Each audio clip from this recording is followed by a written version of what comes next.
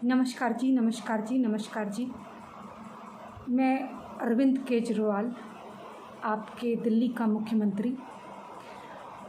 आज मैं सरकार से 2 सवाल करने आया हूँ और आपको अपनी दुविधा भी बताने आया हूँ। तो बात ऐसी है जी, हमारी वैक्सीन ख़त्म हो गई है और मैं सरकार से, प्रधानमंत्री जी से हाथ जोड़ के अनुरोध करता हूँ कि हमें वैक्सीन मुहैया करवा दें। हमें दिल्ली के लोगों की जान बचानी है, लोगों की जान बचनी चाहिए। मैं आपका बेटा हूँ, मैं आपका भाई हूँ, मैं आपका अपना हूँ, मैं आपका सगा हूँ। केंद्र सरकार हमारी कोई भी मदद नहीं कर रही है। नमस्कार जी। मुझे बताते हुए ये बेहद खुशी हो रही है कि दिल्ली में वैक्सीनेशन का काम बहुत अच्छे से चल रहा है, कोई भी परेशानी नहीं है। हमें भारत सरकार का, प्रधानमंत्री जी का मैं हाथ जोड़ के धन्यवाद और आभार करता हूँ कि उन्होंने हमें पर्याप्त मात्रा में वैक्सीन प्रोवाइड करा दी है और अब टीकाकरण अभियान बहुत अच्छे से होगा। और हमने जो है वैक्सीन जो है ऑर्डर भी कर दी है कंपनीज़ को और आने वाले कुछ दिनों में 2 करोड़ वैक्सीन आ जाएंगी, इसलिए कोई घबराने की बात नहीं है। नमस्कार जी, मैं आपके दिल्ली का सीएम अरविंद केजरीवाल। मैं आज प्रधानमंत्री जी से रिक्वेस्ट करने आया हूँ कि हमें वेंटिलेटर पर्याप्त मात्रा में नहीं प्रोवाइड हो रहे हैं। गैस की कमी है, अगले 6 घंटों में ख़त्म हो जाएगी। पता नहीं दिल्ली बर्बाद हो जाएगा, क्या होगा। केंद्र सरकार हमारी मदद करे, न जाने क्या होने वाला है। बड़ी भयावह स्थिति होने वाली है, चीज़ें हाथ से निकल रही हैं, सब कुछ ख़त्म होने वाला है, आसमान फटने वाला है, धरती नीचे निकलने वाली है, लाशों पे लाश पिसने वाली है और मैं उस पर राजनीति करने वाला हूँ। नमस्कार, मैं प्राची अधिकारी। कुछ इसी तरीके का खेल अरविंद केजरीवाल हमारे देश में, दिल्ली की राजधानी, भारत की राजधानी दिल्ली में बैठ के कर रहे हैं। मित्रों, क्या आपको लगता है कि ये ऐसा समय है या एक ऐसा काल है जहाँ पर ये करना चाहिए? चलिए, मैंने तो ये घटनाक्रम बताने के लिए, समझाने के लिए आपको एक ड्रामा सा करा, जो मेरे पार्ट ऑफ स्किल का हिस्सा है, जो मेरे स्किल का एक पार्ट है, मेरे हिस्सा है, वो मैंने आपको करके दिखाया। मैंने एग्जैक्टली केजरीवाल को नकल नहीं करा, बट उसको, उसके जो तरीका है, जो बोलता है, मतलब मैं कॉपी नहीं कर रही हूँ, मैं सिर्फ पैटर्न कॉपी कर रहा था, सिर्फ समझाने के लिए कि ये फर्जी व्यक्ति किस तरह से एक असमंजस का माहौल, मतलब लोगों में इस तरीके की सिचुएशन होती है ना, जैसे कोई हम वॉर में होते हैं, कोई लड़ाई हो रही होती है, युद्ध का मैदान हो रहा होता है, उसमें अगर मान लीजिए हमारी सिचुएशन ख़राब भी होती है तो सैनिकों को हमने ये आके कहना होता है कि देखो, हम ये वॉर जीतेंगे, हमने लड़ाई करनी है और हम ये वॉर जीत के दिखाएंगे और हमने साथ मिल के लड़ना है। हाँ, वो हमसे ज़्यादा हैं, उनके पास हथियार ज़्यादा हैं, लेकिन हमारे पास मनोबल है और हम सब साथ खड़े हैं। ये कहना चाहिए आपको। मतलब मैं आपको एक छोटा सा एग्जाम्पल दे रही हूँ। आपको 52 लाख वैक्सीन दी गई, यूपी को भी इतनी लगभग दी गई, उन्होंने अपने टीके लगवाने शुरू कर दिए। मैं ये नहीं कह रही हूँ कि यूपी में सारा माहौल सही है, लेकिन वहाँ एक कोशिश तो की जा रही है, क्योंकि वहाँ के मुख्यमंत्री खुद ही उस चीज़ से होके गुजरे हैं, उनको कोरोना हुआ और वो जानते हैं। और वो उनकी फ़ोन कॉल भी आपने देखा होगा, जिसमें वो लोगों का हालचाल पूछ रहे हैं। वो अपना काम कर रहे हैं, वो कोशिश कर रहे हैं, वो काम कर रहा है व्यक्ति, और वो खुद कह रहे हैं कि अब कोई कमी नहीं होगी। मैं ये नहीं कह रही हूँ कि वो सब कुछ परफेक्ट है, लेकिन एक कोशिश करने वालों की कभी हार नहीं होती, वो वाला जो एक मुहावरा है वहाँ पर सटीक बैठता है। लेकिन यहाँ पर क्या हो रहा है, अब क्रम बाय क्रम देखिए। वहाँ पर एक मीडिया पहुँच जा रही है, कम्युनिस्टों के दलालों की मीडिया पहुँच जा रही है, कांग्रेस के पिछवाड़े चाटने वाले, तलवे चाटने वालों की मीडिया पहुँच जा रही है। वहाँ पर दिखाया जा रहा है कि जो अस्थियाँ हैं, जो लाशें हैं, वो तैर रही हैं, वो जबकि वहाँ पर बौद्ध धर्म के जो बौद्ध पंथ के जो अनुयायी हैं या कई लोग बच्चों की मृत्यु हो जाती है। तो हमारे हिंदुओं में भी माना जाता है कि बच्चों की जो है वो समाधि बनाई जाती है, मतलब बच्चों को गाड़ा जाता है ज़मीन के अंदर, उनको ज़मीन में दफनाया जाता है, ना कि उनको जलाया जाता है। हमारे वहाँ तो ऐसा होता है, मतलब हिंदूज़ में, कई हिंदूज़ में अलग भी होता होगा, जैसे साउथ में कई लोग जलाते हैं, कई लोग दफनाते हैं। तो मेरा कहने का मतलब ये, इन्होंने उसको हाईलाइट करके दिखाया। लेकिन अरविंद केजरीवाल के वहाँ जो मृत्यु का दर है और जो टेस्टिंग हो रही है उस पर कोई बात नहीं करेगा। वो टेस्टिंग कम कर देगा तो दिखाया जाएगा कि मृत्यु दर जो है वो कम हो गया है। ठीक है, मैं मानती हूँ लोग मर रहे हैं, ये महामारी है, ये वैश्वमारी है और हर 100 साल में ऐसा कुछ ना कुछ होता है। मैं ये नहीं कह रही हूँ कि सही होता है, ये मानव मेड एक महामारी, एक वैश्वमारी, एक मानव मेड वैश्वमारी है, जो एक मानव बम के तौर पे, जिसको एक वैश्विक जिहाद के तौर पे, मतलब इसको ये भी कह सकते हैं कि इसको हो सकता है कि चाइना ने पाकिस्तान के साथ मिलके वुहान, क्योंकि आपको पता है कि पाकिस्तान की बहुत लड़कियां या बहुत लोग वहाँ पर एक सेक्सुअल ट्रेड भी करते हैं, जिनको शादी का नाम देकर कॉन्ट्रैक्ट मैरिज करी जाती है।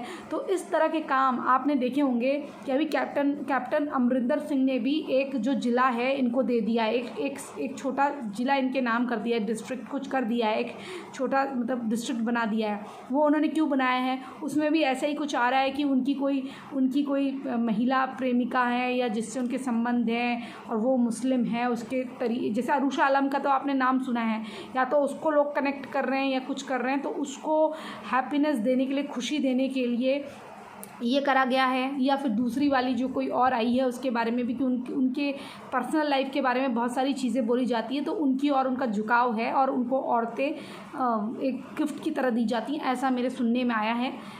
लेकिन अरूशा आलम के बारे में तो सभी जानते हैं कि वो ISI की डिफेंस एडवाइज़र है या कुछ है, ऐसा कुछ है वहाँ पर, तो उनके लिए आया, तो उनके बारे में कोई बात नहीं करेगा। लेकिन अरविंद केजरीवाल के बारे में भी कोई बात नहीं करेगा, क्योंकि कांग्रेस की A टीम और B टीम के बारे में कोई बात नहीं करेगा। और जितने टीके इनको मिले उन्होंने उसकी बर्बादी करी। 23 लाख इन्होंने, 52 लाख या 50 लाख इनको जो भी मिला था उसमें से 23 लाख तो इन्होंने बर्बाद करे।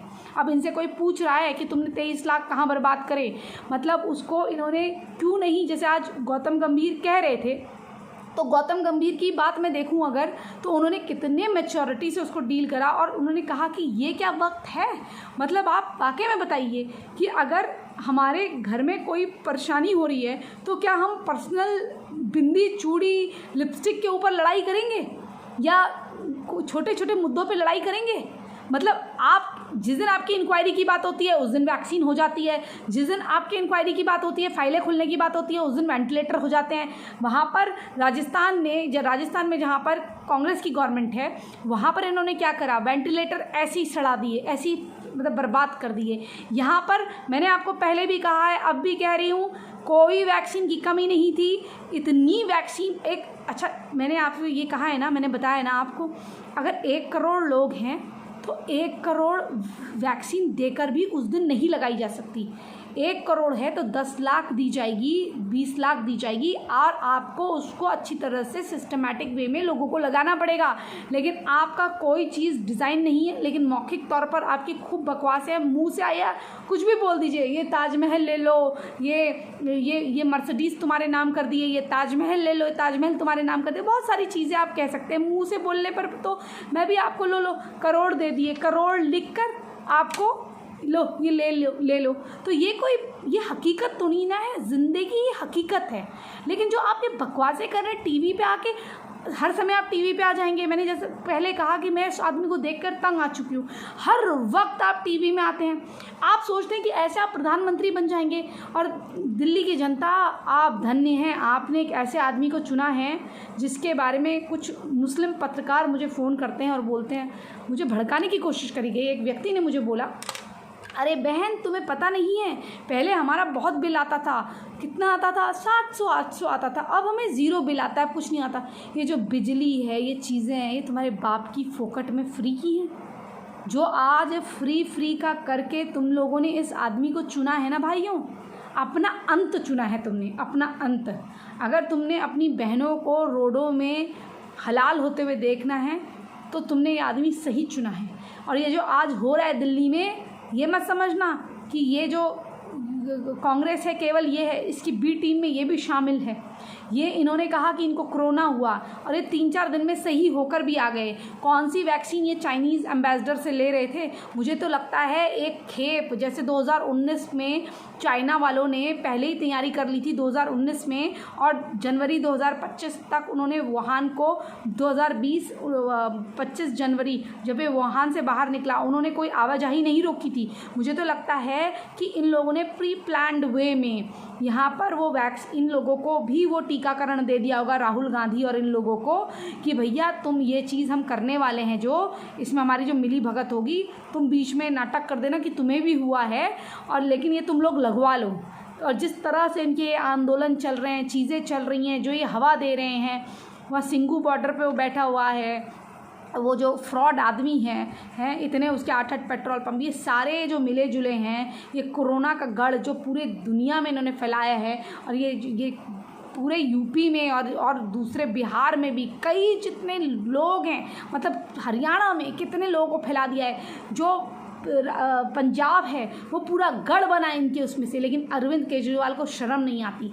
एक तरफ से मौत परोसता है वो किसान आंदोलन को बल देकर, उसको सपोर्ट देकर, एक तरफ से वैक्सीन की बात करता है। कभी कहता था कि ट्रायल पे यकीन नहीं है, कभी कहता था ये मोदी की वैक्सीन है, कभी कहता था हमें तो इस पर डाउट है, और आज ये वैक्सीन नहीं है, वैक्सीन नहीं है, वैक्सीन नहीं है।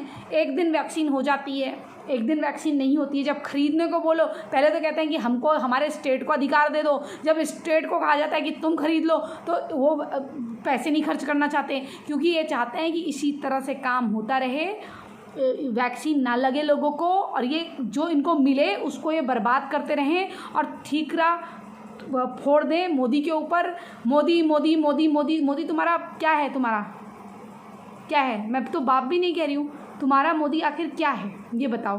प्राइम मिनिस्टर है ना, तुम्हारे घर का चपड़ासी तो नहीं है वो कि जो तुम कहोगे वो करता रहेगा। अरे एक आदमी है, तुम कितना नोचोगे उसको, कितना बदनाम करोगे। सोरस के साथ मिलके ये सोनिया गांधी, ये टीम वो टीम, ये कितने लगे हुए हैं। ये किसान आंदोलन को कितना पैसा दे रखा है वो सोरस ने। सोरस तो आपको पता ही होगा, जो बिजनेसमैन है, अमेरिकन बिजनेसमैन है, और डिवोर्स में कहीं रहता है, डिवोर्स वगैरह में, और वो पूरा एंटी हिंदू है उसका।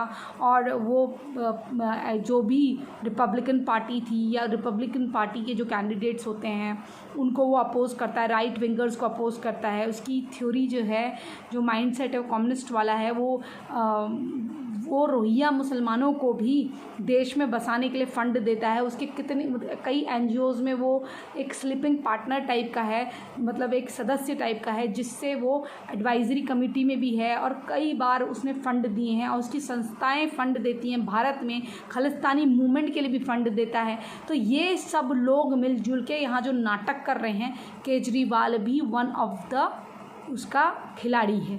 आप ये गेम को समझिए और प्लीज़ अपना वोट बड़ा वाइजली चूज़ करा करो। अब आ जाएंगे नीचे और लिखेंगे तुम मोदी की चमची हो, तुम ये। मैं ना देश के बारे में सोचती हूँ। मोदी अगर किसी अच्छे कंट्री का प्राइम मिनिस्टर होता, जहाँ के लोग अपना भला सोचते और जहाँ के लोग इतनी गंदी और निचली और नीच किस्म की राजनीति नहीं करते, मोदी के नेतृत्व में वो देश कहाँ से कहाँ पहुँच गया होता।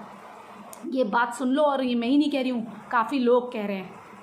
एक पत्रकार से मेरी बात हो रही थी, यहाँ के नहीं है, बाहर के हैं। वो बोल रहे थे कि मोदी आपके देश में एक्चुअली गलत प्राइम मिनिस्टर हुआ है। इस देश में लूट खसोट करते रहो, केजरीवाल जैसा टीवी पे आते रहो, बड़ी बड़ी बातें करते रहो, ठीकरा किसी और के सर पे फोड़ते रहो, ऐसा प्राइम मिनिस्टर, और लूट पाट के यहाँ से चले जाओ, इमरजेंसी लगा दो, लोगों पे डंडे चलवा दो, ये बेस्ट है। ऐसा प्राइम मिनिस्टर तुमको चाहिए। लेकिन अगर कोई प्राइम मिनिस्टर जी जान से, न जिसके आगे कोई न पीछे कोई काम कर रहा है और वो लगा हुआ है अपनी जान हथेली में रख के 70+ की उम्र में, लेकिन ना, कर दो देश का बेड़ा गर्क, गंदी राजनीति खेलो। अमेरिका हो या इजराइल हो, नेतन्याहू ने ये भी कह दिया कि अब मेरे बाद कुर्सी अपने विपक्ष वाले से कि आप ले लीजिएगा, लेकिन उसके बावजूद भी दोनों ने मिलकर हमास का मुकाबला करा। पूरा अपोजिशन एक साथ, उनको कुर्सी की नहीं पड़ी थी इस वक्त। आपने देखा होगा वो नेतन्याहू अलग थे जो कैंपेन में भारत से अपने रिश्तों का सहारा भी ले रहे थे, पूरे दुनिया जहान के लीडर से अप्रोच कर रहे थे कि उनकी पब्लिसिटी करें या उनको बैक करें, उनको बैकअप दें। लेकिन जब युद्ध की बात आई तो उनका विपक्ष उनके साथ था। ऐसे ही अमेरिका में जब कोई बिल पास होता है और वो देश हित का होता है ना, अभी का तो मुझे नहीं मालूम, लेकिन फिर भी जैसे बाइडन का आप देखिए, पाकिस्तान के साथ रणनीति फ़िलहाल के लिए उन्होंने वही रखी है जो उसकी थी, जबकि उनका सलाहकार जो राइट हैंड था वो एक मुस्लिम था पाकिस्तानी ओरिजिन का। लेकिन उन्होंने अपनी अभी रणनीति आगे चल के क्या होता है मुझे नहीं मालूम, लेकिन जब उनकी देश की बात आती है और उनको लगता है अगर वो कोई गलत डिसीजन ले भी लेते हैं तो साथ में खड़े होकर वो लोग राइट डिसीजन भी ले लेते हैं। ये सोरस वही है जिसने अमेरिका में पहली बार पत्थरबाजी करवाई और अल्लाहू अकबर के नारे लगवा के जो सोमालियन मुस्लिम हैं उनसे ट्रंप की गद्दी छिनवाई। ये ट्रंप की गद्दी जो छीनी है, पूरा सोरस का पैसा लगा है और एक जीता हुआ आदमी हार गया। पहली बार जो वहाँ के मेरे पत्रकार मित्र हैं वो कहते हैं कि अमेरिका में अपने टाइम का सबसे बड़ा, मिलेनियम का सबसे बड़ा, सदी का सबसे बड़ा स्कैम जो हुआ है वो ये हुआ है कि एक जीता हुआ आदमी हारा है और जो वोट हैं वो बैलेट से जो पड़े हैं वो मरे हुए लोगों ने, डिसीज लोगों ने दिए हैं। ये उन्होंने कहा है। जबकि इनसाइड अमेरिका में अगर किसी ने काम करा है CRM सिस्टम में तो आप देखेंगे मोस्ट पॉसिबल नेबर और 10 साल पुराना नेबर, उसका कत्था चिट्ठा उनके सोशल सिक्योरिटी के लास्ट 4 डिजिट चेक करने से आ जाता है, क्योंकि मैंने उस डेटा में काम कर रखा है। तो जब हम चेक करते हैं तो आदमी का हम last 4 digit of social security डालते हैं और उसको फिर फ़ोन करते हैं तो उसका वो डेटा पूरा आ जाता है। उसके नेबर्स, अगर वो आदमी नहीं मिल रहा है, उसका नंबर चेंज हो चुका है, तो उसके नेबर्स जो रहे हैं उनसे पूछते हैं, बैक खाता लेते हैं। तो आप सोचिए उन लोगों का वो तक पता चल जाता है। फिर रिलेटिव, मोस्ट पॉसिबल रिलेटिव्स, अगर एक्स वाइफ उसमें रजिस्टर्ड है, सारी चीज़ें उसमें हैं, तो कौन बेटा था, क्या था, पूरे कत्थे चिट्ठे निकल के आ जाते हैं। उनकी जो सीक्रेट वो होती हैं। आप ये सोचिए जब उसमें सब कुछ निकल के आ जाता है, सारी चीज़ें निकल के आ जाती हैं, तो ये जो स्कैम हुआ इतना बड़ा वोटिंग का, वही चीज़ ऐसे ही सेम इंडिया में ये जो वेबसाइट्स हैं, ये जो A टीम B टीम है, इन सब को रख के वैक्सीन नहीं है, जनता में इस तरह का माहौल बना देना कि सब सोचें कि मोदी बस इस देश के लिए सबसे बड़ा खतरा है। मोदी जिस दिन चला गया सब कुछ अच्छा हो जाएगा। जिस दिन मोदी चला गया ना, ये बिहार में कटपट रहे हो, ये गाज़ियाबाद में कटपट रहे हो, ये दिल्ली में तुम्हारे साथ जो रोहिंग्याओं ने करा है ना, फिर खुल के जो TMC कर रही है वो तुम्हारे साथ होगा, याद रखना। मैंने तुम्हें पहले ही आगाह कर दिया है और ये वीडियो देख के फिर बाद में बैठ के रोना कि प्राची जो कह के गई है वो बिल्कुल सही कह के गई है। मैंने आज से तब तो मैं छोटी थी, 8-9 साल पहले, 10 साल पहले भी ये बात कर दी है, लेकिन तब मेरी बात पे लोग हंसते थे जब मैं कहती थी तुम्हारे बीच से उठ के आएंगे, तुम्हारे बीच से उठ के आएंगे, तुम्हें मारेंगे और तुम्हें पता नहीं चलेगा, ये राजनीतिक हत्याएं करेंगे। तो बोलते तुम कैसी बातें करती हो, जाओ अपने एज ग्रुप की बातें करा करो। ये ऐसी बातें करते थे, ठीक है। और मैं तभी भी बोलती थी, तब मेरी बात कोई सुनता नहीं था। वो सोचते थे कि यार ये इसको बड़ा बनने का, बड़ों की तरह बात करने का बहुत शौक़ है। लेकिन ये राजनीति मैं घर से देखते हुए आई हूँ, लोगों को सुनते हुए आई हूँ, और जितना मैंने समझा है, मेरे घर में लोग कांग्रेस और समाजवादी सपोर्टर्स हैं। मेरे पिता खुद समाजवादी रहे हैं, ठीक है। वो उनका जितना उठना बैठना इन समाजवादियों के साथ था ना, कट्टर समाजवादियों के साथ। अब मैं तुम्हें क्या बताऊं। इसलिए मैं जानती हूं कि जो समाजवाद उस टाइम का था या जो कांग्रेस की सोच उस टाइम की थी, जो बताते थे मेरे पिता या जो बातें करते हैं पुराने टाइम की, वो मैं समझ सकती हूँ। ठीक है, मेरी जनरेशन और उनकी जनरेशन में बहुत फ़र्क है, लेकिन फिर भी मैं उस चीज़ को, क्योंकि मैं हमेशा बोलती हूँ कि जब मैं सोचती हूँ तो मैं एक 70+ आदमी की तरह सोचती हूँ, उस दिमाग से सोचती हूँ। इसलिए मैं तुम्हें बता रही हूँ, अगर तुमने अपना वोट गलत कास्ट करा, ये समझ लेना तुम भुगतोगे। और मुसलमान और क्रिश्चियन जब वोट देते हैं तो वो हमेशा ये सोच के वोट देते हैं कि मैं मेरे कैंडिडेट को वोट देने जा रहा हूँ। हिंदू ज़्यादा राजनीति सोचता है। हिंदू सोचता है कि इसके प्याज के दाम, इसके पेट्रोल के दाम, और सामने वाला मुसलमान या क्रिश्चियन आके तुमको यही बताता है कि हाँ हाँ इसके दाम हो गए, लेकिन उसको जिसको वोट देना है, कि कांग्रेस को या कम्युनिस्ट को, वो तय कर लेता है। उसके सारे वोट वहीं जाते हैं, मस्जिद से डिसाइड हो जाते हैं, चर्च से डिसाइड हो जाते हैं। लेकिन हिंदू जो है, कभी कम्युनिस्ट को, कभी कांग्रेस को, अच्छा मोदी ख़राब है, मोदी के इस कैंडिडेट ने ऐसा करा, लॉन्ग टर्म नहीं सोचता है कि उसके आने वाले कुछ दिनों में उसके साथ क्या होने वाला है। ये तुम समझ लो, केजरीवाल तुम्हारे साथ गेम खेल रहा है, माइंड गेम, और तुम दिल्ली दंगा भूल चुके हो। याद कर लेना, फिर वो कह देंगे अरे ये तो बीजेपी ने करवाया, ये तो कांग्रेस ने करवाया, कार्यकर्ता तो टीएमसी में वो जो है वो बीजेपी का कार्यकर्ता मर रहा है। हिंदू मर रहा है, हिंदू, ठीक है, कोई नहीं मर रहा है, हिंदू मर रहा है। आने वाली वीडियो में बताऊंगी संक्षेप में। इसलिए केजरीवाल अपनी नौटंकी छोड़े, और केजरीवाल की नौटंकी आप भी समझें, और इस आदमी को अगर आप चाहें तो जड़ से फेंक दीजिए, नकार दीजिए इसकी बकवास, क्योंकि आप सुनते हैं इसलिए सुनाता है। आप अपनी कैंपेन भी चलाइए ना कि no to Kejriwal, no more Kejriwal, enough of Kejriwal drama. Kejriwal काम करो, ड्रामा नहीं। Kejriwal must work, no Kejriwal, no drama, ऐसे करके कुछ चलाओ ना। काम तो करता नहीं है, लोग मर रहे हैं, और बातें इनकी बड़ी बड़ी। रोहित सरदाना जैसा आदमी मार दिया इन लोगों ने। आपको बताया था ना मैंने, कॉल करते रही उनकी वाइफ, फ़ोन नहीं उठाया। मतलब इनकी मर्जी है ये अच्छे खासे इंसान को मार दे। और जिस तरह से लोगों की मानवता मर रही है, इस पे भी मुझे एक वीडियो बनाने का मन है, मैं बनाऊंगी ज़रूर। चलिए, आज केजरीवाल को एक्सप्लेन करा कि इसके बहकावे में मत आइए, अपनी जान की सुरक्षा खुद करिए। क्योंकि ऐसे अगर आप दिल्ली में रह रहे हैं, भैया फ्री के बिजली पानी वाले हो और नकली आईडी से यहाँ आए हो, तो प्लीज़ मुझे तंग मत करना, मैं आपके हाथ जोड़ती हूँ। लेकिन अगर इस देश का भला चाहने वाले हो, दो आँखों से सब कुछ देख सकते हो, तो प्लीज़ तब यहाँ आके बकवास बात करना।